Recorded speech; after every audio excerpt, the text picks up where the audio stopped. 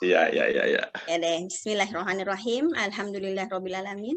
Wassalatu wassalamu ala asyrafil anbiya'i wal mursalin wa ala alihi wa sahbihi ajmain. Rabbi shrah li sadri wa yassir li amri wahlul 'uqdatam min lisani yafqahu qawli. Assalamualaikum warahmatullahi wabarakatuh. Alhamdulillah sekarang kita bisa berkumpul kembali di acara Zoom meeting keluarga silaturahim keluarga besar Sulaiman Wiryo Sucitro. Kita mulai dibuka dengan harusnya dibuka dengan sambutan sesepuh kita yang Toto. Nanti bisa kita switch dulu dengan tausiah dari Mas Gun. Kemudian kalau Pak Toto sudah tiba, kemudian sambutan dari Eyang Toto. Lalu selanjutnya sapa menyapa dari perwakilan keluarga. Ya, jadi pertama dari keluarga Madiun. Belum ada sama sekali ya keluarga Madiun ya. Keluarga Madiun, kemudian selanjutnya yang Giri, yang Toto dan seterusnya. Boleh bagi yang mengucapkan atau perwakilan dari anak-anaknya juga boleh. Silahkan kepada Mas Gun, kami persilahkan tausiahnya. Bismillahirrahmanirrahim. Assalamualaikum warahmatullahi wabarakatuh. Waalaikumsalam. Alhamdulillah, innalhamdalillah, nahmaduhu wa nasta'inuhu wa nastaghfiruhu wa na'udzubillahi min syururi anfusina wa min sayyiati a'malina may yahdihillahu fala mudhillalah wa may yudhlil fala hadiyalah. Asyhadu an la ilaha illallah wa asyhadu anna Muhammadan abduhu wa rasuluh. Allahumma la sahla illa ma ja'altahu sahla wa anta taj'alul hasna inna syi'ta sahla. Alhamdulillah, Bapak, Ibu, Pak Po semua, Pak D, Pak Le, alhamdulillah semua hari ini kita bisa kembali saling sapa menyapa yang diprakarsai nih oleh keluarga dari Mekarsari langsung. Masya Allah, jazakallah khair kepada Dek Dian, Dek Hera, ya, Dek Iwan semuanya, juga Om Osman dan Bule Wati dan Bule Lis. Alhamdulillah semuanya matur nuwun sangat sudah bisa hadir di sini, dan yang paling penting adalah dalam menjalin silaturahim ini kita baru saja menyelesaikan sebuah urusan besar kemarin, yaitu urusan Ramadan. Karena bagaimanapun juga Rasulullah bersabda bahwa ada sebuah perang yang lebih besar daripada Badar, yaitu Ramadan. Ujian dari kaum muslimin pada saat Badar adalah Ramadan. Jadi Ramadan pertama itu keluar ada di tahun 2 Hijriah. Pun di tahun 2 Hijriah itu pula lah di bulan yang sama terjadi perang Badar. Jadi luar biasa ujian dari para sahabat ketika perang Badar itu dimulai, Ramadan itu juga dimulai. Jadi ini sesuatu ujian yang luar biasa yang bisa dihadapi oleh generasi-generasi di zaman Rasulullah Muhammad SAW. Bapak-bapak, ibu-ibu dan semua sederek yang ada di sini, perang itu sebetulnya terjadi di zaman Rasulullah itu cukup banyak. Ya, ada beberapa perang termasuk 19 perang yang beliau alami. Tetapi perang-perang itu sebetulnya sebagai ujian kita untuk melakukan jihad fisabilillah. Di zaman saat ini pun juga banyak sekali hal-hal yang menuntut kita untuk bisa berjihad. Ya, berjihad dengan profesi kita masing-masing, berjihad dengan kemampuan kita masing-masing. Tetapi yang jelas bahwa ada 6 kunci kemenangan yang bisa dicapai oleh umat muslim jika kita melakukan 6 kunci kemenangan ini. 6 hal ini sebetulnya sangat bagus sekali ada di dalam surat Al-Anfal. Surat Al-Anfal itu juga surat yang turun berkenaan dengan perang Badar. Umat Islam saat ini sedang mengalami sebuah kelemahan yaitu baik itu kelemahan ekonomi, walaupun kita sekarang mayoritas, tetapi ekonomi kita saat ini yang memegang bukan Islam. Yahudi saat ini memegang peranan besar di dalam pembangunan dunia, yaitu mereka memegang food, water, and energy. Makanan, minuman, dan energi itu dipegang oleh Yahudi. Nah, umat Islam itu jumlahnya di Amerika itu sekitar 7 juta. Tidak banyak beda dengan umat Yahudi di Amerika, sekitar 7-8 juta juga. Tetapi yang menguasai Gedung Putih adalah Yahudi. Oleh sebab itulah maka umat Islam ini besar, tetapi kondisinya lemah. Apalagi sekarang kita di Indonesia demikian banyak kita dihantam oleh budaya. Ya, budaya ini bukan hanya sekedar ya, budaya yang seperti kita tahu di dalam negeri, tetapi pasar bebas yang ada sekarang ini bukan saja terkait dengan pasar bebas ekonomi, tetapi pasar bebas teologi, pasar bebas ideologi yang masuk demikian kuat ke dalam negara kita, yang mana ini kalau anak-anak kita, cucu-cucu kita tidak dikuatkan akidahnya, ini maka akan mudah sekali untuk bisa goyang.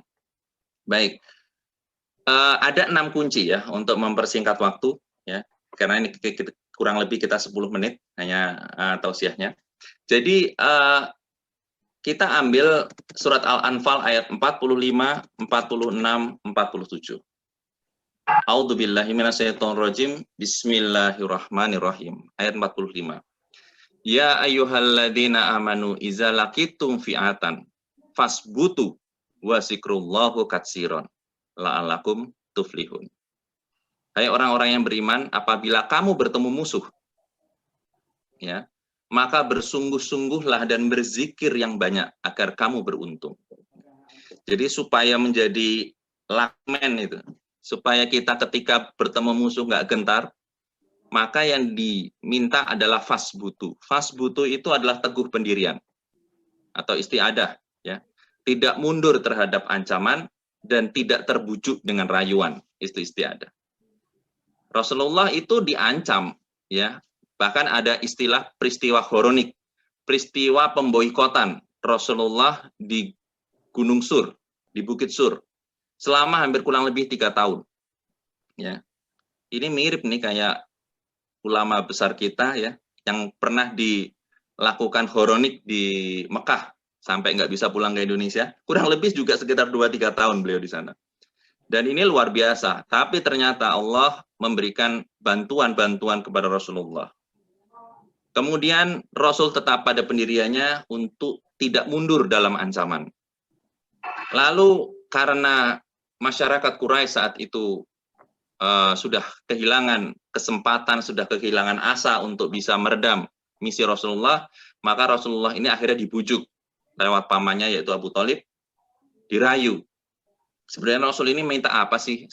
Minta uang kah? Minta harta kah? Minta kedudukan kah? Minta wanita kah? Gitu. Nah, diancam, dibujuk seperti ini adalah kasus-kasus yang mungkin sering terjadi bahkan pada ulama-ulama kita pada saat ini. Banyak ulama kita yang diancam, akhirnya dia tidak menegakkan Islam kembali. Ada ulama-ulama kita yang dibujuk, akhirnya dia ikut ke sana. Ya, orang-orang yang perutnya sudah diatur oleh orang luar, maka otomatis akidah dan ideologinya pun mudah sangat untuk diatur oleh orang lain. Nah, ini yang bahaya. Makanya di ayat 45 salah satu kunci kemenangan adalah fasbutu, ya, teguh pendirian. Kemudian yang kedua adalah zikrullahu katsiron, artinya berzikir yang banyak. Ya, berzikir ini adalah dengan hati yang diimplementasikan dengan lisan dan perbuatan. Jangan sampai kita hatinya mengucapkan Allahu Akbar, tetapi ketika kita melakukan sebuah perbuatan, maka yang akbar bukan Allah, tapi bisnis. Sehingga kita mau ikut pengajian susahnya minta ampun. Ya kan Pak ya? Sering kita dia undang pengajian kok susah, nggak punya waktu, dan lain sebagainya. Ya, ketika kita sudah tidak menyediakan waktu untuk Allah, maka Allah akan terus menyibukkan kita. Akhirnya seterusnya kita nggak akan pernah ikut pengajian. Ya, inilah yang mengerikan ketika kita tidak mengisi hati kita ini berzikir, teruslah berzikir. Ingat, pada saat kita melihat kemungkaran, kita bisa merubah dengan tangan. Kita pun bisa merubah dengan lisan. Dan kita pun bisa merubah dengan hati. Artinya minimal hati itu mengingkari. Itu minimal, selemah-lemahnya iman. Artinya apa? Kalau hati pun tidak mengingkari, maka dipertanyakan imannya seperti apa. Ada Rasul kita dihina. Tapi kita, biarlah kalau udah ada yang ngurus, misalnya kayak gitu. Berarti kita tidak mengingkari, itu dipertanyakan keimanannya.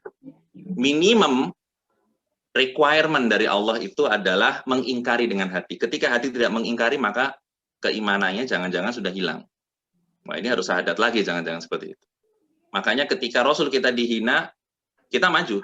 Gitu ya. Sekarang kondisinya berbeda. Ketika Rasul kita dihina, diam. Ketika ulamanya dihina, baru marah. Ya kan? Ketika KKB menyerang masyarakat, banyak korban jiwa meninggal, didiemin. Tapi ketika satu jenderal yang kemarin meninggal di Irian itu tewas ditembak KKB, baru dikirim pasukan setan ke sana. Pasukan setan. Artinya apa? Artinya kita ini, bahkan pejabat-pejabat kita, kemudian jenderal-jenderal kita, bahkan orang-orang kita, pemikirannya masih egosentris. Kalau grupnya yang dizolimi, baru dia maju. Tadi kan TNI-nya yang dizolimi, maka baru dia maju. Ya. Seperti juga ada beberapa orang yang kalau nabinya dimusuhi dia nggak masalah, tetapi kalau yang namanya bosnya itu dimusuhi baru dia marah. Ini kan sudah kebolak-balik. Nah, inilah yang diperingatkan di dalam ayat 45 itu. Banyaklah berzikir kepada Allah. Ya. Kemudian di ayat 46-nya, supaya cepat, wa atiullaha wa rasul. Ya, taatlah pada Allah dan Rasul, wala tanazzau fatafsalu. Wa zahaba rihukum wasbiru. Dan janganlah kamu berselisih. Nah, ini ya. Ini berikutnya yang menyebabkan kamu menjadi gentar, ya. Wasbiru dan kekuatanmu hilang, ya. Dan bersabarlah ya, wasbiru dan bersabarlah. Innallaha ma'as-sabirin, sesungguhnya Allah berserta orang-orang yang sabar. Di sini yang ketiga adalah perintah untuk taat kepada Rasul, ya. Jangan ikut atau jangan membuang hadis-hadis yang kita nggak suka, gitu ya. Kita katanya ngikutin sunnah Rasul, tetapi riba masih jalan. Ngikutin sunnah Rasul, tetapi rokok masih jalan, gitu ya. Ini artinya kita memisah dan memilah. Nah, inilah di ayat 46 ini diminta agar kita taat pada Rasul. Apa yang disampaikan Rasulullah, kita taati. Berarti kalau mentaati Rasul juga mentaati Allah. Ya. Inilah, makanya kita jangan memilah dan memilih. Yang keempat, di ayat ini juga masih di ayat 46, wala tanazzau. Janganlah bertikai. Karena impact-nya di surat ini, di ayat ini, impact-nya ada dua kalau bertikai. Yaitu fatafshalu, yaitu menyebabkan menjadi gentar. Kita sekarang kalau menghadapi Muslim sekarang di Indonesia, kalau menghadapi orang yang menghina kita, gentar. Nah, ini kita harus perbaiki. Ini ada sesuatu. Di sini kita dilarang untuk gentar kepada musuh-musuh kita. Kemudian fatas habari hukum, dan kekuatanmu akan hilang. Kita nggak punya martabat lagi di mata orang luar. Golda Meir, seorang perdana menteri Israel tahun 40-an, dia mengatakan pada saat saya membakar Masjidil Aqsa, saya semalaman tidak bisa tidur. Setelah pagi saya membakar Masjidil Aqsa, saya semalaman tidak bisa tidur. Karena saya khawatir orang-orang Arab, negara-negara Arab dari seluruh penjuru Arab akan masuk ke Israel, menggempur Israel. Tetapi setelah keesokan paginya saya bangun, ternyata tidak ada apa-apa. Disitulah saya baru tahu bahwa ternyata saya sedang berhadapan dengan umat yang sedang tidur. Inilah yang terjadi sampai saat ini, makanya Israel sampai saat ini luar biasa. Mereka melakukan hal-hal seperti ini. Baik, kemudian yang berikutnya disebut wasbiru. Yang kelima wasbiru. Ya sabar dan sabarlah, bersabarlah. Ya, bersabarlah itu termasuk kita sebagai apapun profesi kita, ketika kita ingin mendekati orang agar tidak melakukan kemaksiatan dan lain sebagainya, juga kita harus bersabar. Bersabar juga kita ketika menghadapi zaman seperti sekarang ini, maka bersabarlah. Ya, karena ibaratnya sekarang ini kita itu sedang naik motor, tetapi di belakang itu ada bis yang remnya belum, ya, yang bisa saja sewaktu-waktu menerjang kita. Maka apa yang harus kita lakukan tuh Pak? Kita terus saja, atau kita minggir dulu? Yang mesti kita lakukan, kita minggir aja dulu, karena kita bawa motor, gitu ya. Biarkan bis itu nanti lewat, kita nggak tahu kesudahan bis itu masuk jurang kayak atau nabrak kayak atau apa nggak. Tetapi kita minggir dulu, ngopi-ngopi dulu. Siapa tahu di situ ada orang-orang yang naik motor juga. Gitu. Maksudnya apa? Saat ini umat Islam itu sedang pada naik motor, Pak. Sedangkan lawan kita tuh di belakang tuh naik bis. Yang remnya belum, yang mereka akidahnya nggak jelas, yang mereka nggak punya pegangan, tetapi mereka ingin mendestroy kita. Gitu. Makanya kita tuh masih naik motor. Gitu. Kenapa kok kita masih naik motor? Karena semua dari kita kepengen jadi sopir. Coba kalau mereka, sopirnya bis itu 1, penumpangnya 50 gitu ya. Tetapi kalau kita 50, itu masing-masing kepengen jadi sopir, akhirnya naik motor semua. Gitu. Nah inilah yang harus kita perhatikan bahwa jangan ada pertentangan, jangan ada pertikaian yang menyebabkan kamu menjadi gentar dan kekuatanmu hilang, kayak orang naik motor tadi. Gitu. Karena apa? Berselisih terus. Maka wasbiru, ya bersabarlah ketika memang itu tidak bisa dihadapi. Ya, memang itu ketika tidak bisa dihadapi, alhamdulillah keluarga kita semuanya muslim sehingga kita lebih enak di dalam saling tawasobil haq atau tawasobil sober seperti ini sehingga kita bisa lebih enak dalam berkomunikasi. Baik. Kemudian di ayat 47-nya ini hanya ada 1. Wala takunu kallazi haraju min diarihim batoron waria an-nasi wa yashuduna an sabilillah. Wallahu bima ya'maluna muhitun. Dan janganlah kamu seperti orang-orang yang keluar dari kampung halamannya dengan rasa angkuh dan ingin dipuji orang atau riya, serta menghalang-halangi orang dari jalan Allah. Allah meliputi segala yang mereka kerjakan. Jadi di sini adalah larangan untuk berlaku riya, ingin dipuji orang lain, tidak ikhlas. Makanya kalau orientednya itu dunia, insya Allah mungkin akhirat nggak akan ke bawah. Tapi kalau orientasinya akhirat, insya Allah dunia itu akan ke bawah. Jadi itu tadi 6 hal yang kita harus pahami untuk kita mendapatkan kunci kemenangan. Yang pertama adalah fasbutu, yaitu teguh pendirian. Yang kedua adalah banyak-banyaklah berzikir kepada Allah untuk mengingat Allah supaya hati kita tetap dekat. Yang ketiga adalah atiullah Rasul, artinya taat kepada Rasulullah, segala perintah-perintahnya ikuti, lifestyle-nya ikuti, gaya makannya Rasul ikuti, gaya bicaranya Rasul ikuti, gaya bagaimana beliau menghadapi musuh, bagaimana beliau menghadapi lawan, bagaimana beliau menghadapi saudara, bagaimana beliau menghadapi orang muslim, ikuti. Kemudian yang keempat adalah wala tanazau, janganlah kita bertikai, karena impact-nya adalah menyebabkan gentar dan menyebabkan kekuatan hilang. Yang kelima adalah wasbiru, dan bersabarlah ketika sudah menghadapi sebuah godaan atau sebuah tantangan atau sebuah kezaliman atau sebuah persekusi, wasbiru. Dan yang keenam adalah warian nas, yaitu ingin dipuji orang lain atau tidak ikhlas dalam menjalankan ibadah ini. Insya Allah ini saja yang mungkin bisa kita sampaikan. Mudah-mudahan Ramadan kita menjadi Ramadan yang mendapatkan kemenangan dengan sejati. Karena kemenangan di dalam Ramadan itu sesungguhnya sudah bisa dilihat day by day. Daily activity kita pada saat Ramadan. Apakah pada saat hari pertama, tarawih nggak kita? Hari kedua, tarawih nggak kita? Hibah nggak kita? Riba nggak kita? Dan seterusnya sampai nanti 10 hari terakhir tambah. Itikaf nggak kita? Menghidupkan malam dengan keluarga nggak kita? Kalau itu semua sudah kita lakukan, maka barulah kita bisa mengatakan taqabbalallahu minna wa minkum. Semoga apa amalan yang kita lakukan ini diterima oleh Allah Subhanahu wa taala dan kita bisa mencapai Idul Fitri, hari kemenangan. Itu saja yang mungkin bisa kami sampaikan. Mohon maaf Bapak-bapak dan Ibu-ibu, Pak De, Bude semuanya dan para ponakan ya. insya Allah ini akan menjadi cerminan kita, bukan berarti ini saya lebih pinter dan lain sebagainya, cuma ini karena dalangnya minta wayangnya ini menyampaikan seperti ini ya. Jadi ini hanya tuntutan skenario saja. Mudah-mudahan insya Allah ini bisa sedikit bermanfaat, walaupun mohon koreksi jika ada hal-hal yang kurang berkenan. Sekian, terima kasih. Jazakallahu khairan katsiran. Assalamualaikum warahmatullahi wabarakatuh. Jazakallah khairan, Mas Gun, atas tausiahnya. Alhamdulillah kita udah sama-sama mendengarkan yang selalu kita harus senantiasa diingatkan seperti ini, Mas Gun, memang ya.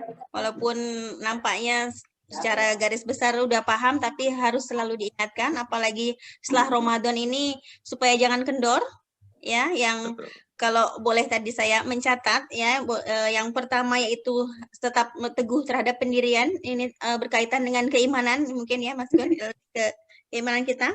Kemudian banyak berzikir, tidak hanya untuk lisan tapi zikir di hati juga.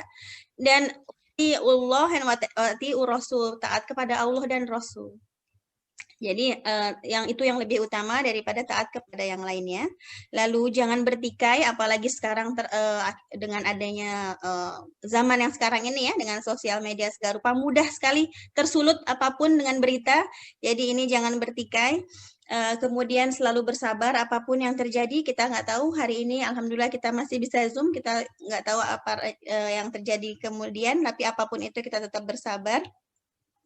Dan yang terakhir, jangan ria dengan apapun ada pencapaian yang kita dapat saat ini. Semoga kita bisa mengamalkannya. Dan selanjutnya kepada Eyang Toto dimohon untuk memberikan sambutan dari perwakilan keluarga besar Eyang Sulaiman Wiryo Sucitro. Silakan kepada Eyang Toto.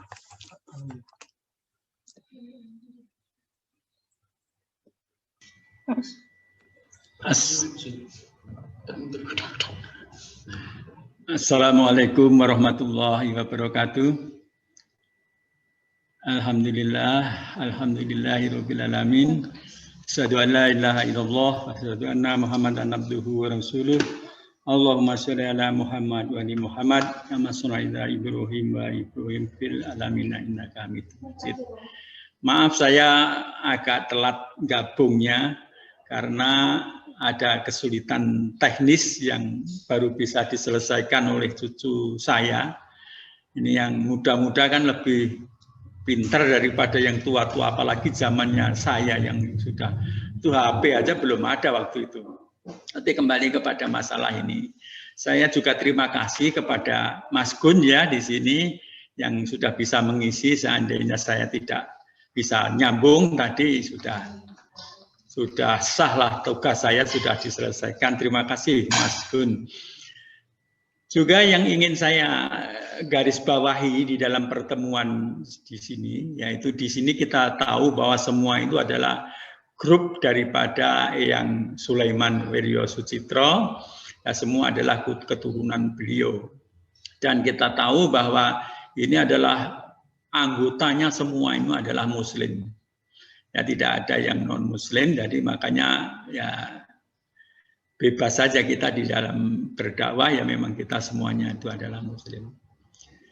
Terus yang ingin saya sampaikan lagi adalah di dalam membentuk ukhuwah Islamiyah itu kita harus betul-betul mengikuti petunjuk-petunjuk daripada Rasulullah, bahwa ada sebuah hadis mengatakan, barang siapa yang memutus silaturahmi, maka dia tidak akan dapat baunya surga. Baunya saja tidak dapat, apalagi masuknya. Jadi di dalam hal ini perlu saya sampaikan karena ini kita satu keluarga, itu kan mesti beda-beda cara berpikirnya, cara menyampaikan, dan kondisinya juga berbeda.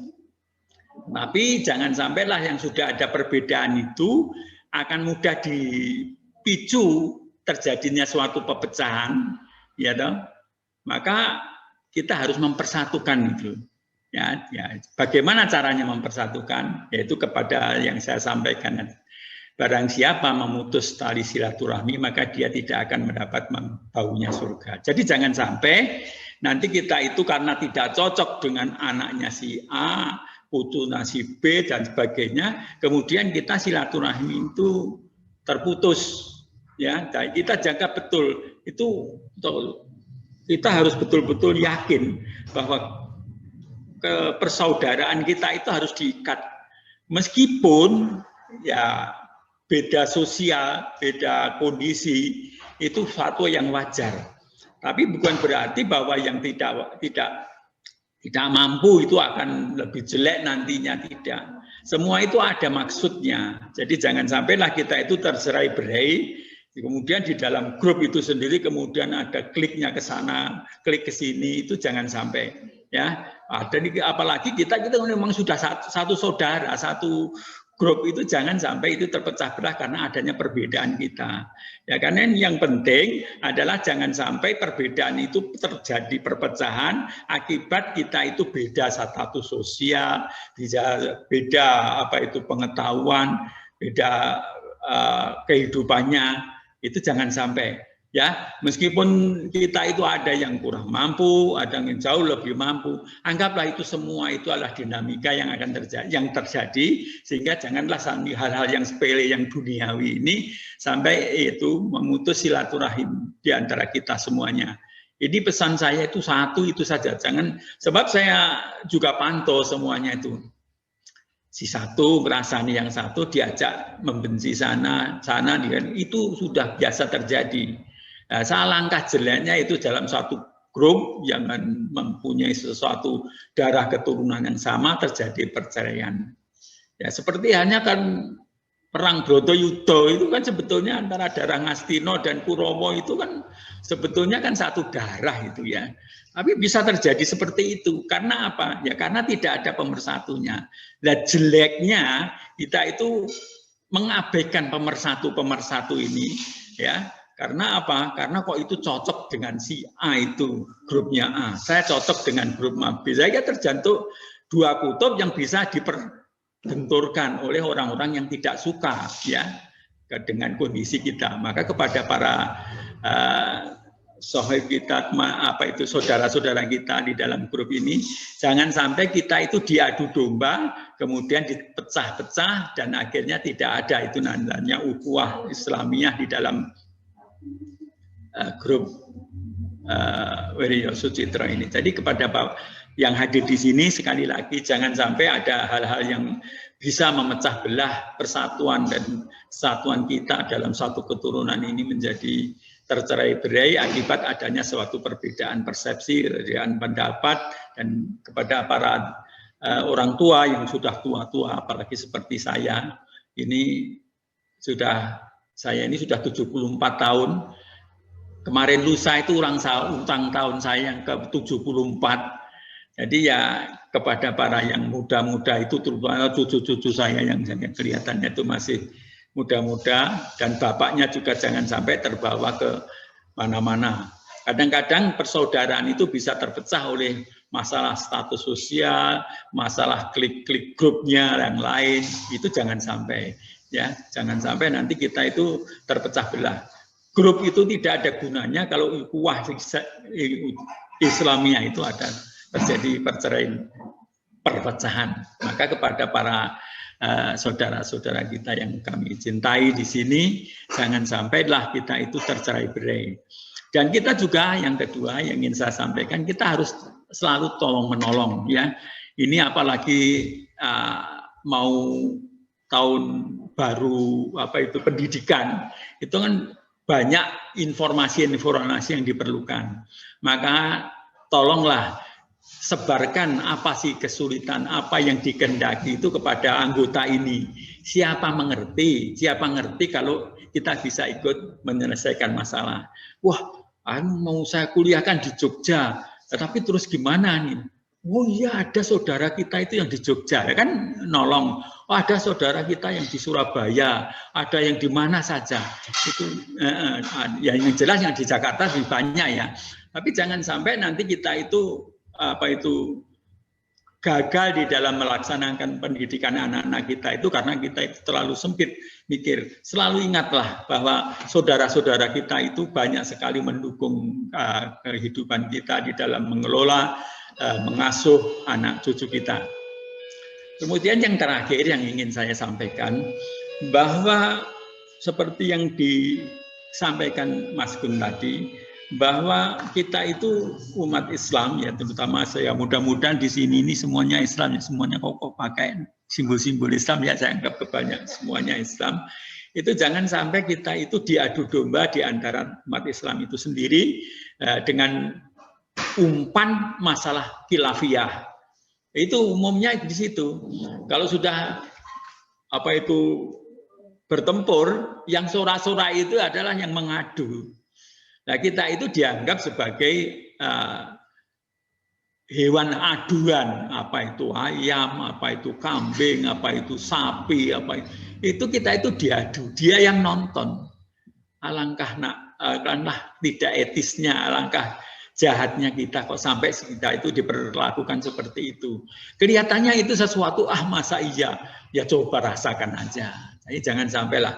Lebih baik kita itu menarik diri ya, jangan menarik diri dalam arti kemudian tidak memutus silaturahmi saja, tapi betul-betul kita tuh harus hayati bahwa kita itu bersama itu lebih mudah untuk menyelesaikan masalah daripada kita itu sendirian ya. Karena apa? Karena ya namanya kita itu di dunia ini tidak ada apa-apa itu yang tidak perlu dengan orang lain.